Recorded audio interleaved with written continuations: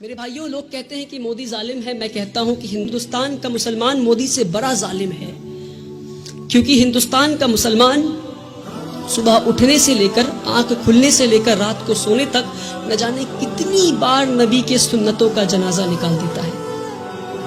ہمارے نبی اپنے صحاباؤں کے ساتھ ایک بار گزر رہے تھے راستے میں انہیں ایک پتھر دکھا.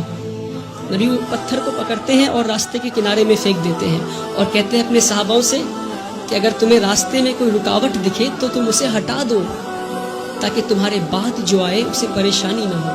تو صحاباؤں نے اس بات پہ اتنا عمل کیا کہ کئی سالوں کے بعد ایک یہودی کا گروپ اس راستے سے گزر رہا تھا، اسی راستے سے، اور راستے میں ایک پتھر گرا ہوا دیکھتا ہے تو پتھر کو دیکھ کر بولتا ہے کہ شاید اس راستے سے مسلمان نہیں گزرا. میرے بھائیوں، وہ تھا ان کا ایمان.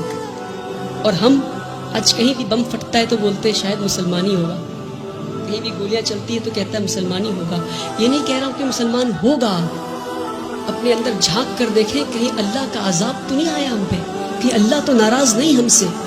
میں بھٹکل کے لوگوں سے نہیں بول رہا، پر بھٹکل کے لوگوں کے ذریعے میں ہندوستان تک یہ بات پہنچانا چاہ رہا ہوں، ہندوستان کے مسلمانوں تک یہ بات پہنچانا چاہ رہا ہوں. ایک بار ہمارے نبی صلی اللہ علیہ وسلم راستے سے گزر رہے تھے، ایک بوڑھی عورت کو دیکھتے ہیں. وہ اپنے سامان کو لے کر کھڑی تھی تو مزدور کا انتظار کر رہی تھی. تو نبی کریم جاتے ہیں، کہتے اے میری ماں، میں تمہارا مزدور بن جاؤں کیا؟ وہ پورے کائنات کے سردار مزدور بننے کو تیار ہو گئے. اور آج ہم اگر کوئی جوتا پلٹ رہا ہوتا ہے تو اسے سیدھا نہیں کر سکتے. یہ ہمارے مسلمانوں کی آج وہ عقر ہے.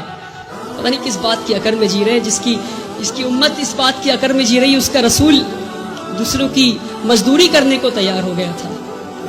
کہتے ہیں اے ماں جی، میں مزدور بن جاؤں تمہارا؟ ماں جی کہتی ٹھیک ہے. وہ بوڑھی عورت کہتی ٹھیک ہے، تو مجھے مکہ کے باہر چھوڑ دو. نبی کریم اس بوڑھی عورت کو مکہ کے باہر چھوڑنے جاتے ہیں. راستے میں بوڑھی عورت کہتی کوئی محمد آیا ہے، کوئی جادوگر ہے، اور گالیاں دینے لگتی محمد صلی اللہ علیہ وسلم کو.